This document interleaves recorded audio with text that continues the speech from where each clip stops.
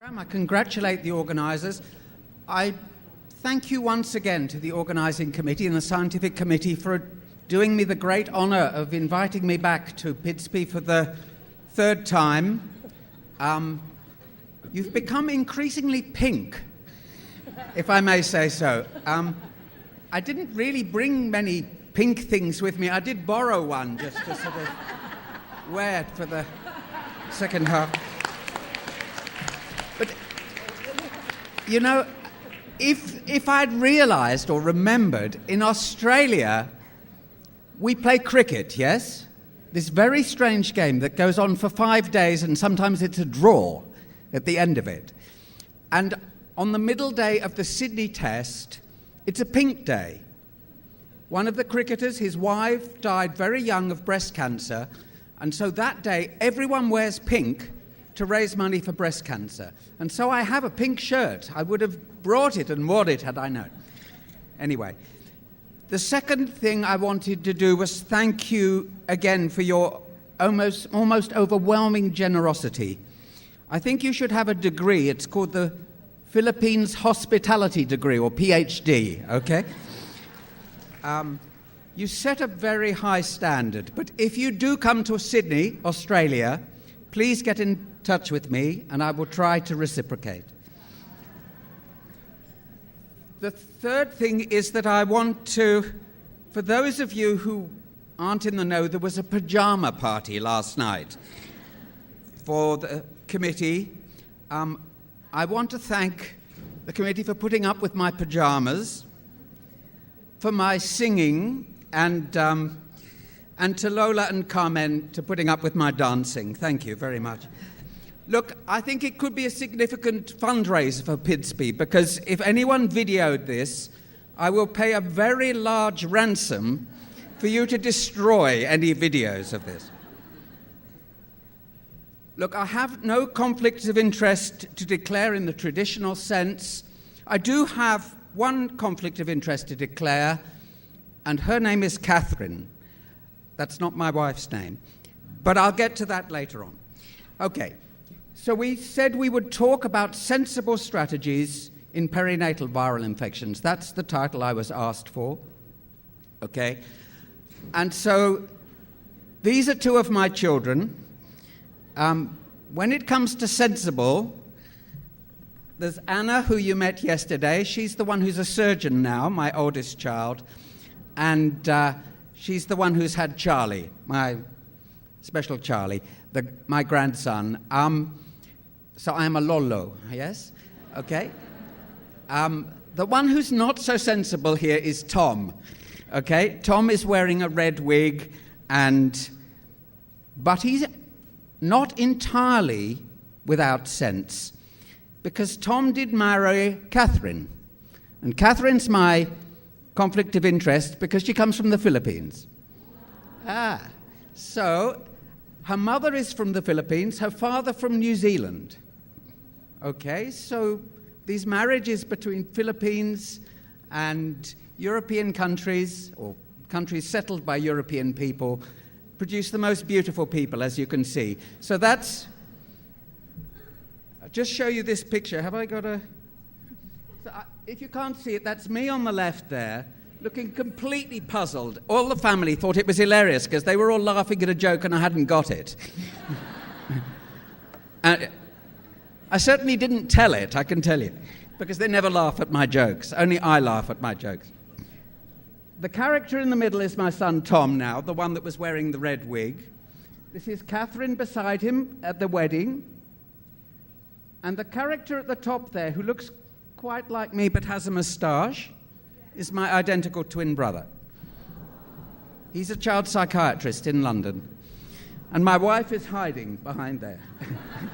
And all the rest are my brother's children and their partners and so on. So, that's my conflict of interest declared, okay? So now we get on with the real business of saying, what do we, perhaps I'll get rid of this pink thing. Turn it to its owner afterwards. She doesn't know I pinched it, actually. So, what do you do about congenital infections? So if you're relatively resource poor, and perhaps the Philippines is not so resource poor as it used to be, but anyway, what can help is to look for practical diagnostics and clinical clues for these following conditions. So that's what I've decided to talk to you about today. Thank you. It's in the front row there. She's mortified. She thinks it's ruined now. So for these following conditions, I'm going to talk about cytomegalovirus infection, CMV, herpes simplex virus, rubella, varicella, but I'm not going to talk to you about HIV because you've already heard about that from someone much better qualified than me, because we have very little HIV in Australia, in women. And do you know why? It's because Australia is a very practical country. Lots of things I'm not so happy about Australia, but it's a very practical country. And when the news of HIV came out, the drug and alcohol people said it's no good pretending that we haven't got problem, that we haven't got drug addicts, and that we can stop them by coming down hard on them. So they said, what we will do is have a free needle exchange program. And in the chemists, if you're a drug addict, you can put your needle in the bin and get free needles, no questions asked. In Edinburgh, they did the same thing and had very low rates of HIV infection in the drug users. In Glasgow, just 30 miles down the road, they searched people who looked like druggies. And so what did they do? They went into special places called shooting parlors where they would shoot up together, shared needles. 70% of their drug addicts were HIV positive. So that's what happens if you have draconian policies. Anyway, I'm off the side there, but I really think it's a tribute to Australia's sensibleness that they would say, okay, because this was before I was in Australia, they said, okay, this is the sensible thing to do, to acknowledge reality and then work out strategies from there. Okay, let's go on with the talk, because otherwise we'll never finish. Okay, so the clinical scenario is a 7-day-old boy with jaundice. He was born at 35 weeks gestation, weighing 5.25 pounds or 2.38 kilos. His mother's 25, she's primigravida, and there's poor antenatal history. I think this was the clinical scenario you gave me. Okay? His clinical examination shows, it was a boy, wasn't it? Yeah. It's terrible if I say she and it was a boy and all that. The heart rate's 140, the respiratory rate's 56. Is that normal?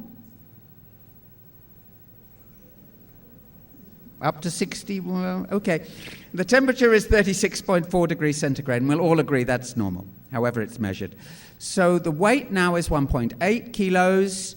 The birth weight was on the 25th centile, but the baby has now lost 540 grams, so 22% of the birth weight. Okay, so that's a significant weight loss. There's generalized jaundice and a petechial rash and hepatosplenomegaly with a liver and spleen. So I've given you a picture of what a baby looks like with these circumstances. So the baby's yellow with some petechial spots. Can you see that? Purpura? Good. And here's the liver and spleen. So these are pictures from my own collection of a baby with very much the same sort of story as you've given me.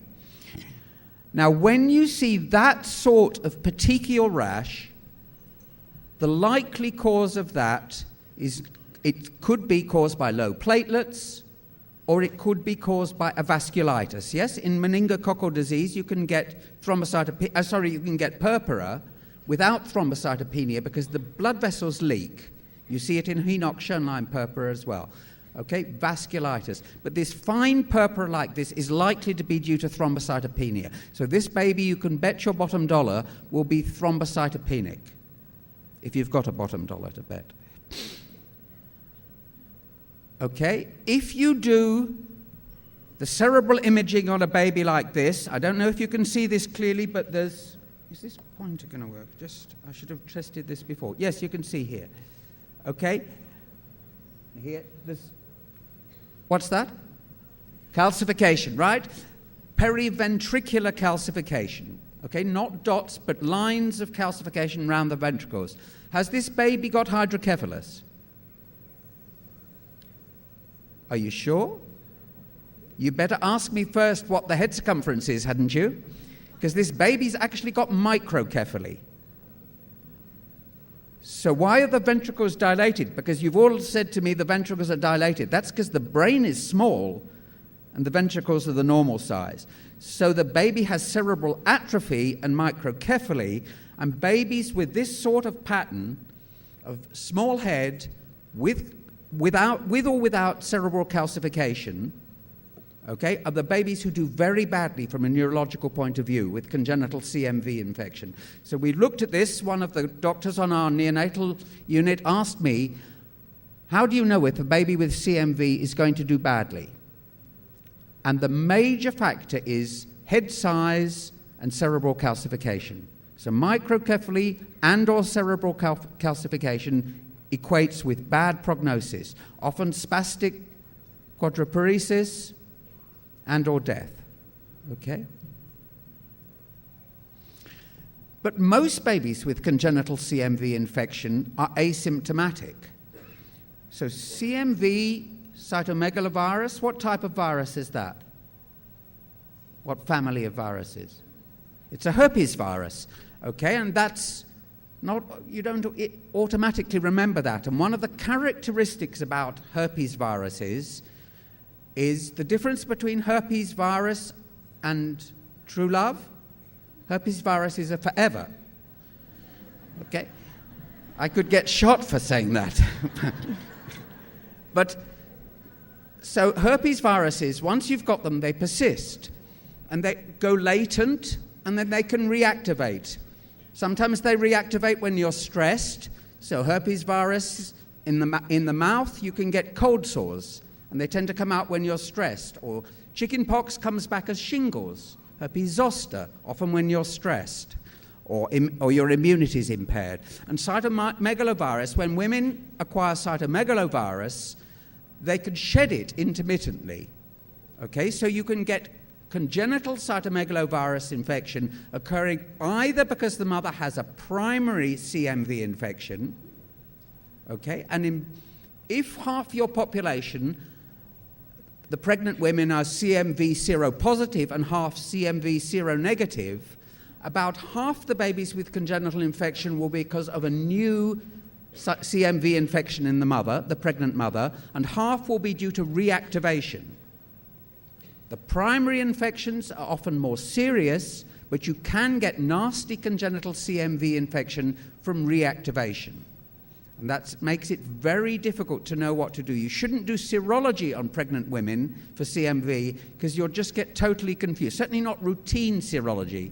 I try to say to our nurses, don't get your cytomegalovirus status tested because you won't know what to do with the answer. Just do ultrasounds, and you'll know much more about the baby that way. So most babies born with congenital CMV infection are asymptomatic. We know that from screening, from looking at babies and showing how many of them have got asymptomatic CMV infection at birth. If they're asymptomatic, about 10% will develop progressive sensory neural deafness. If they're symptomatic, the classic triad is that baby we saw before. Petechial rash, which is often present at birth or soon after, jaundice, which presents in the first 2 or 3 days of life, and hepatosplenomegaly. Again, that tends to come on a little bit, and that's because of hepatitis. Okay? Half of those babies have intrauterine growth retardation, and half are microcephalic.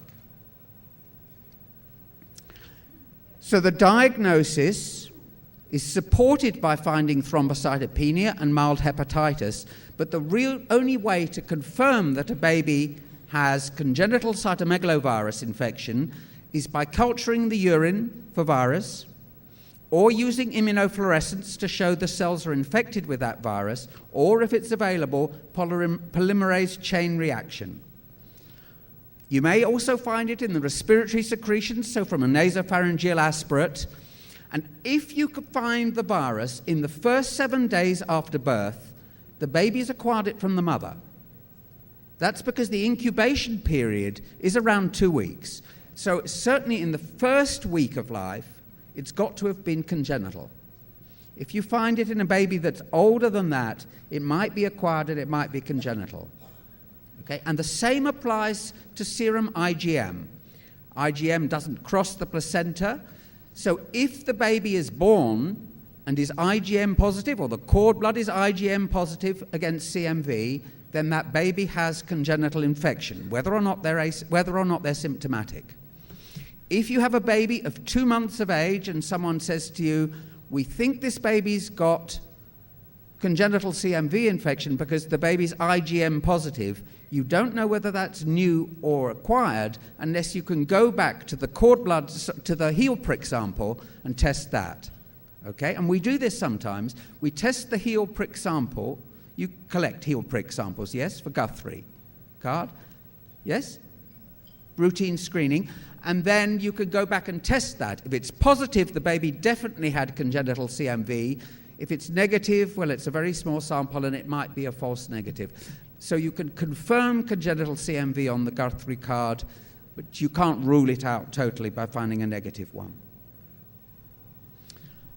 Okay, let's talk a little about congenital toxoplasmosis. Now, the classic triad here is hydrocephalus, chorioretinitis, and intracerebral calcification. You can get chorioretinitis with cytomegalovirus, but it's relatively uncommon. And I don't think I've ever seen it, and I've seen lots of babies with congenital CMV. Now, there's a purpuric rash in these babies as well, and I'll show you a picture of it. So here's a picture of a baby with congenital congenital toxoplasmosis. Now, this has been called a blueberry muffin appearance. Do you know what I mean by a blueberry muffin? It's a very American term. Okay, they make muffins, but I'm sure you have them too. If you have Starbucks, you must have muffins. Anyway, muffins with blueberries in them, and they're bigger than the classic purpura. So why? Has this baby got thrombocytopenia? Well, I'll tell you, in fact, she didn't. Okay, so what's going on? What's this purple appearance in the skin? Do you know what that is? That's little pockets of blood-making cells. It's extramedullary hematopoiesis. Okay? So that's why they get this purpuric rash and the blueberry muffin appearance in some babies. It's relatively rare with congenital toxoplasmosis, but if you see it, it's much more likely to be that than congenital CMV. We'll talk in a moment about rubella. Now, these babies can also have jaundice, hepatosplenomegaly, and anemia, so there's quite a lot of overlap between these syndromes. If you do get calcification, it tends to be this punctate calcification, little areas of calcification where the toxoplasmosis, the Toxoplasma gondii, has disseminated in the brain. This baby doesn't obviously have hydrocephalus, but a fairly tight brain there. This is a little girl of 3 months who presented when I was working in Oxford, in the United Kingdom, and she just presented with this squint. And when we looked in her eye, this is what we could see. And what you can see there is a central white area of chorioretinitis with surrounding pigmentation. There's black pigmentation round it. Can you see that? And it's very characteristic of congenital toxoplasmosis. And then we did the serology to confirm that. But the eye doctors told us, we're sure this is congenital toxoplasmosis. She was blind in that eye, and her vision was very poor, but her development was normal. We treated her, and her development was normal, and she could cruise around the house as if she could see perfectly well. She's a beautiful child. So the diagnosis is made by looking for IgM and IgA antibodies in the baby's serum, or the child's serum, and looking for maternal antibodies. Sometimes you get children presenting much older with chorioretinitis, with blurred vision, and you look in the eye and you've got a 12-year-old, and you see that very similar appearance. Okay, and it's not totally known whether this is a new infection with toxoplasmosis or whether it's a congenital one. but there's an immune-mediated process going on, and we often treat them with steroids as well as with agents against the toxoplasma. The agents that we use are pyrimethamine and sulfadiazine. These have long been used, and they're well tolerated by children. It's quite a heavy regimen that goes on for a year. Okay, so this is the loading dose of 1 milligram per kilo twice a day for 2 days. So you initially load with pyrimethamine, then you give it 1 milligram per kilogram daily for 2 to 6 months, and then you give it 3 times a week, the same dose, up to a total of 1 year. If you go shorter than 1 year, there's a higher rate of recurrence. Even if you go up to 1 year, the babies can get problems. One little child I saw, we weren't sure, the child didn't have any symptoms, and we decided, we didn't do an MRI, wasn't available then, we did an ultrasound that was normal. We decided to treat this child with pyrimethamine and sulfadiazine. She was absolutely fine, and at 9 months she had her first convulsion. And we then found she had some cerebral calcification. So I was very glad we made the decision to start her on these drugs. She was treated with anticonvulsants, her fits stopped, and her development was normal. And the prognosis for these children with congenital toxoplasmosis is excellent. Okay, there's good studies to show that you should treat this. So what's this little fellow got? This is, if you saw this in a neonate, what would you be worried about? I hope you'd be worried about herpes simplex virus infection. And if you weren't worried about it, you very soon would be. Because if you do not treat skin, eye, or mouth herpes simplex virus in the neonatal period, 70% of them will disseminate, and the mortality once they've disseminated to the brain, the liver, and the whole body, they get disseminated intravascular coagulation. The mortality then is 75 to 80%. So you will have babies die if you miss herpes simplex infection in the neonatal period. And it's not always as easy as this. This baby's shouting herpes simplex virus infection, but they don't all shout. This one didn't shout out. There are little vesicles there just in front of the ear, but someone thought this was zoster, but it's not. It's herpes simplex, and you need to, when I say zoster, I mean varicella zoster virus infection. So you need to make sure that you've excluded herpes simplex virus infection in the neonatal period. These little pustules under the armpit, the axilla of a baby, were missed, and this baby had HSV encephalitis. Okay? When the baby was transferred to our hospital with HSV encephalitis, one of the bright junior doctors said, "There's a twin back at the other hospital." And I've looked up a paper and it says there's a very strong concordance between twins. When one gets herpes simplex virus, then the other one gets it.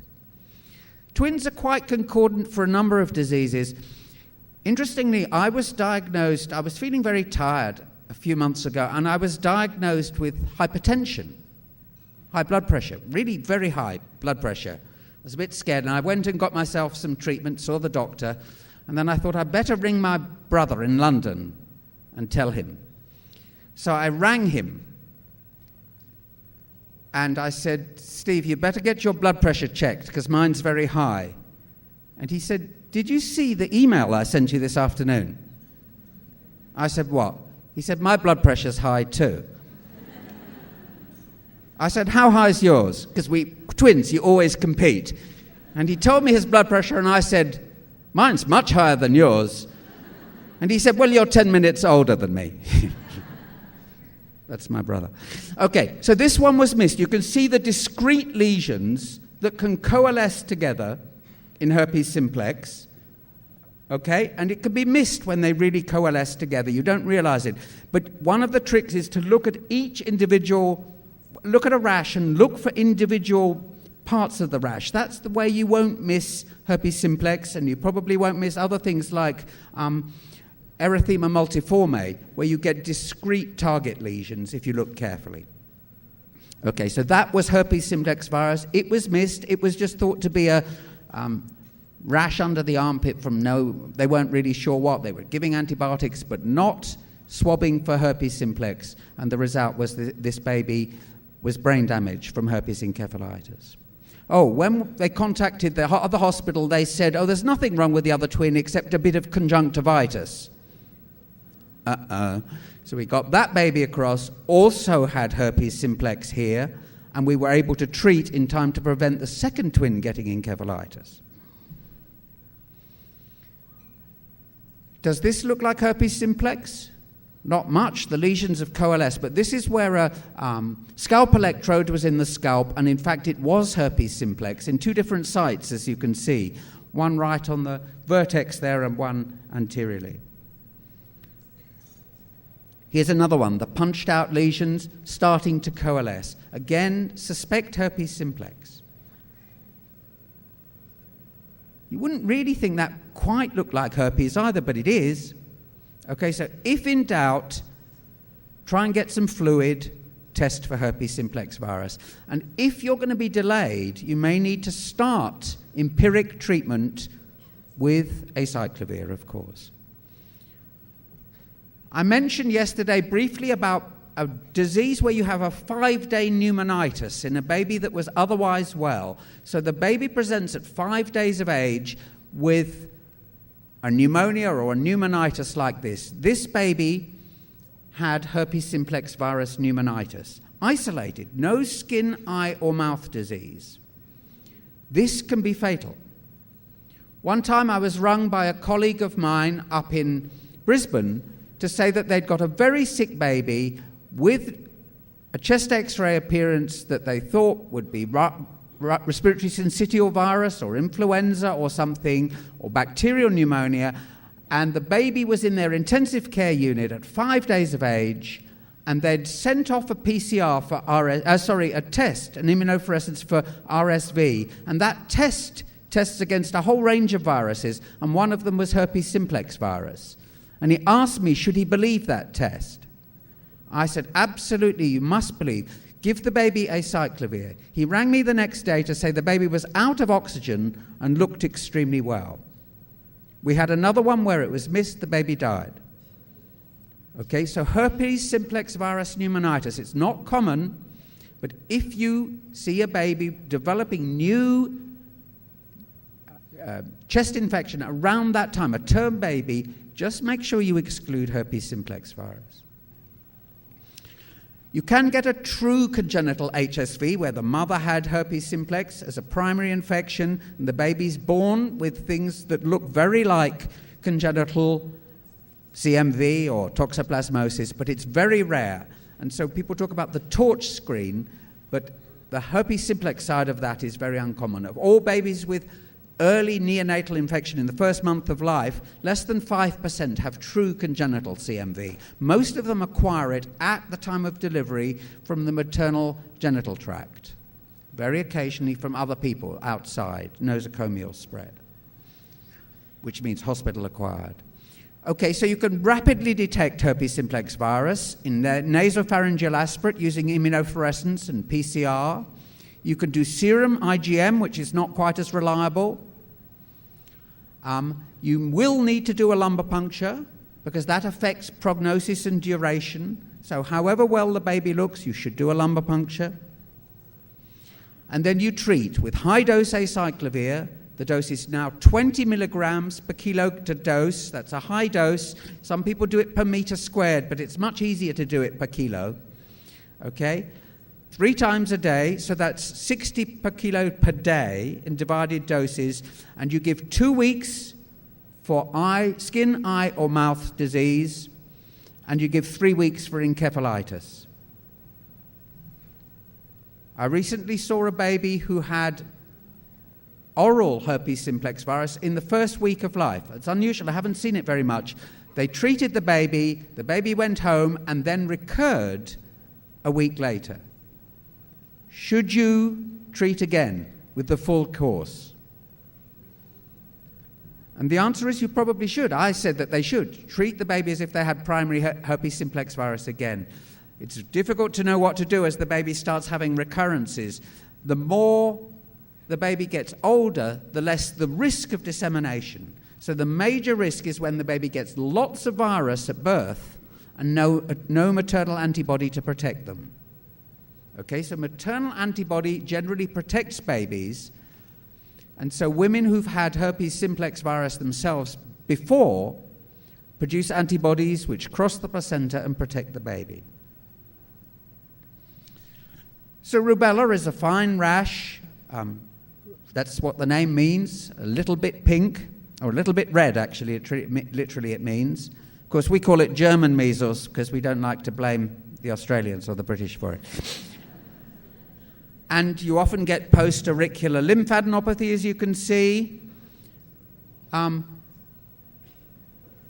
is sometimes called third disease. So you know that there were 6 diseases of infancy that were thought to be, I'm talking now about the 1900s. So over 100 years ago, there were 6 diseases of infancy, and nobody quite knew what they were. One was measles, and that was the first disease. And then there was a second disease, and the third disease was rubella. Okay? And then there was 5th disease and 6th disease. And you know what those are now, don't you? Yeah? So 6th disease is roseola infantum.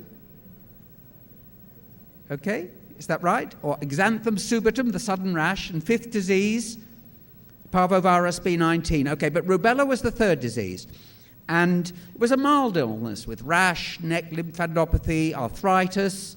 When I was a medical student, all the medical students got rubella. There was a little outbreak, and the female doctors or female medical students tended to get arthritis or arthralgia, not the males. Usually the males are the weaker sex, and get everything and, have male flu and all of that, but man flu. But in this case, it was the females, so they were more likely to get the arthritis. And a rubella-form rash looks like rubella. Okay? Now, you know that congenital rubella causes severe sensory neural deafness, especially only really if the mother gets rubella in the first trimester. Okay? You can get eye defects with salt and pepper retinopathy, and you can get intrauterine growth retardation and microcephaly. And the babies can look, here's the blueberry muffin appearance in a baby with congenital rubella. So they can get a very similar appearance. It's just that in countries like Australia, we don't see congenital rubella anymore. I think I will just take the time to tell you a story, because the first person who recognized congenital rubella worked, in fact, at my hospital, the Children's Hospital. In those days, it was in the centre of Sydney. It's now moved out to Westmead. And he was an eye doctor. And it was in the 1940s, and his name was Norman Gregg, later Sir Norman Gregg. Okay, and Norman Gregg was started to see little babies born with cataracts, more than normal. It was in the 1940s, and he had no idea why. And then one day he heard 2 mothers talking to each other in his waiting room. And one said to the other, "I had German measles early in pregnancy." And the other one said, "Oh, that's funny, so did I." And he thought, oh, is that a coincidence? And so he started asking the other mothers, and a lot of them gave a history of having German measles early in pregnancy. Then he started doing serological testing and found a lot of them had antibodies. Like 85% of them had antibodies. And what was extraordinary, and I think it's a wonderful story, it was a story about a man, for once. Usually it's the women who are the bright ones, but it was a man. And so I'm defending men a little bit here. But also he listened to the women, the mothers, okay? And then he did something about it.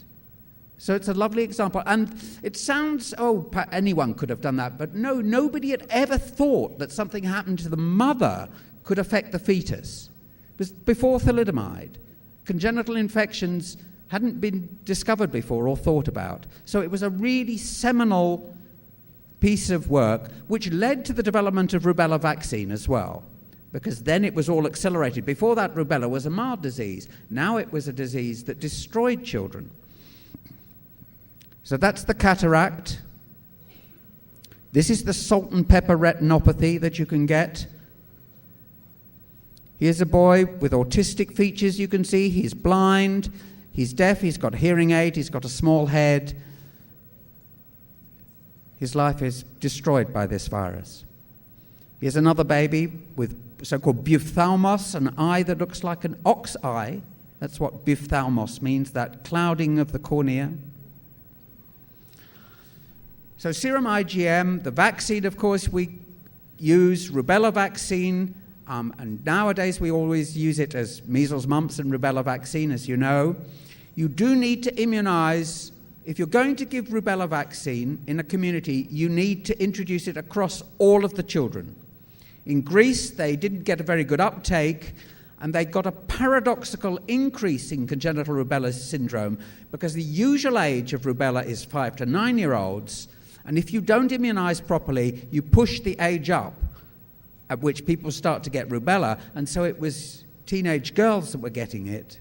And so they had a paradoxical increase in congenital rubella syndrome, and that caused them to immunize the whole population properly, and then it disappeared.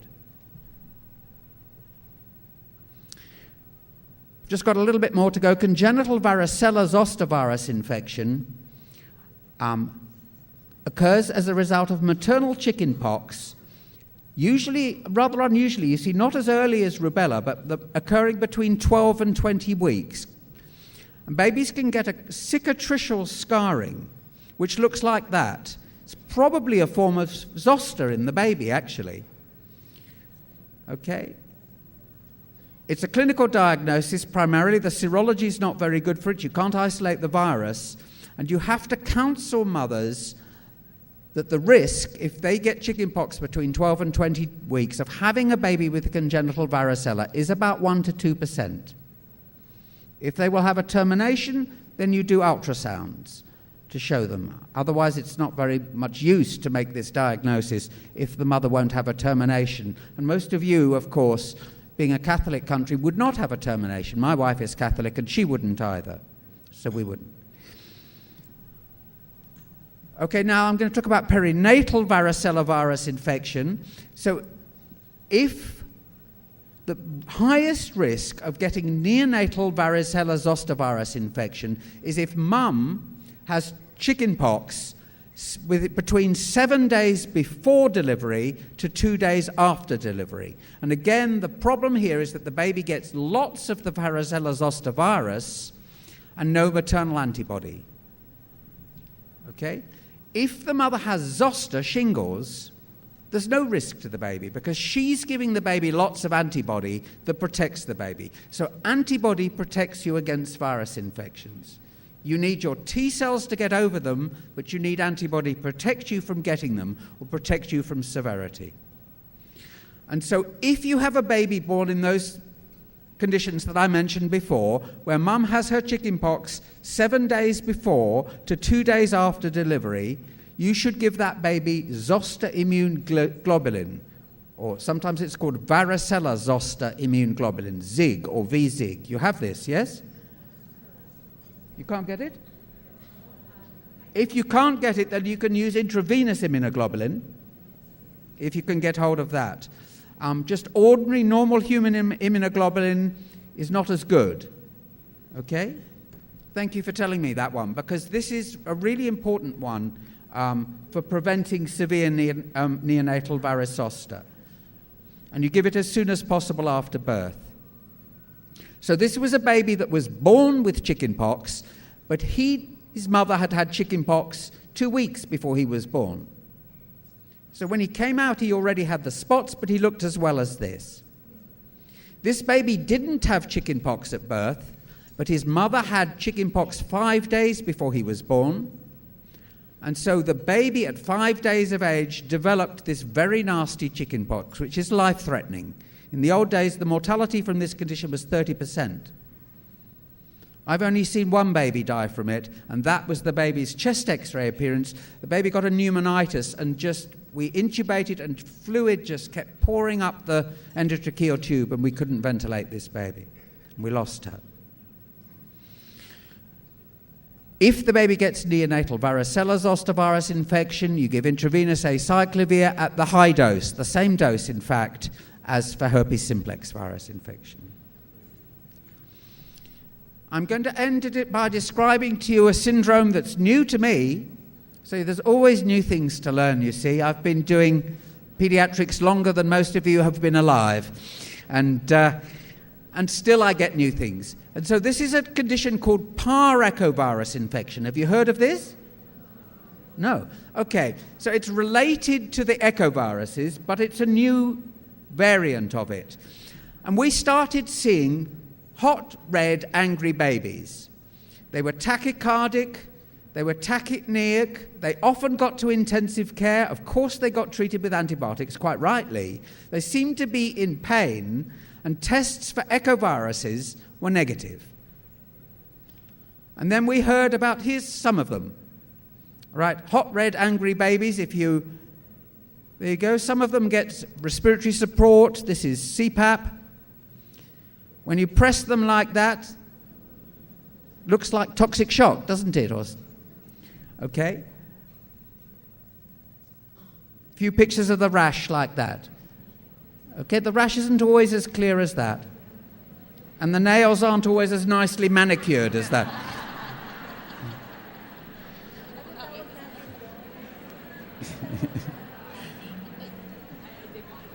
We had a little outbreak described by our fellow, Amaneh Khatami, who started in Iran and then went to New Zealand and then did a PhD in Oxford. I'm a great believer in multiculturalism. As you can see from my family, my daughter's married a Chinese man, my son married a Filipino girl, and my youngest son has an Indonesian girlfriend. And I married an Australian. So look, I'm pretty well out of time. I'm going to tell you one more story after the parechovirus story. You can test for it, but it's special test, and we had to develop our own special test for it. But at least you'll have recognized it. If you have a baby like that ends up almost in intensive care, gets better fairly quickly, and you never get a diagnosis, that's probably what it was. Last story. This is a 25-year-old Nigerian mum. She'd had one normal baby before. Serology was normal. Everything seemed okay until 34 weeks, and she had a cesarean section. The baby was big for a 34-weeker, had a distended abdomen with hepatosplenomegaly, had edema, hemoglobin was low, blood counts were low, platelets were low. What was going on here? And the diagnosis was something I'd not heard of before. This baby died. And I was asked, could there be an infectious cause for this? Okay, and the baby had hemophagocytic lymphohistiocytosis. Okay, now that can be congenital or acquired. All right, now this baby in fact had the congenital genetic form of it. Okay, so had abnormal genes, and that's why that baby died. But herpes simplex virus infection can do it, and we've recently had a little baby with tuberculosis who had a splenic abscess, and we eventually persuaded our interventional radiologists to aspirate the spleen, and we grew TB from it. The mother was asymptomatic, was Indian. The baby was born in Australia, but we think the mother must have given it through the cervix to the baby. This baby, when treated for tuberculosis, the HLH eventually got better. Okay, so we saved that baby's life by making that diagnosis of tuberculosis. And there are very few cases in the literature, but if you don't make the diagnosis, the baby dies. So, tuberculosis precipitating HLH. There's a rarity, but I think it's one that'll interest you, because none of you will have heard, or virtually none of you will have heard of it before, I hope, because I hadn't until 5 years ago. And that's Charlie, the mischievous one. Yesterday was Charlie Day, and my poor wife had to look after him on her own. And that's Tom and my conflict of interest cat, Catherine, and they're jumping for joy because I've finished just on time. And you won't have to hear me again.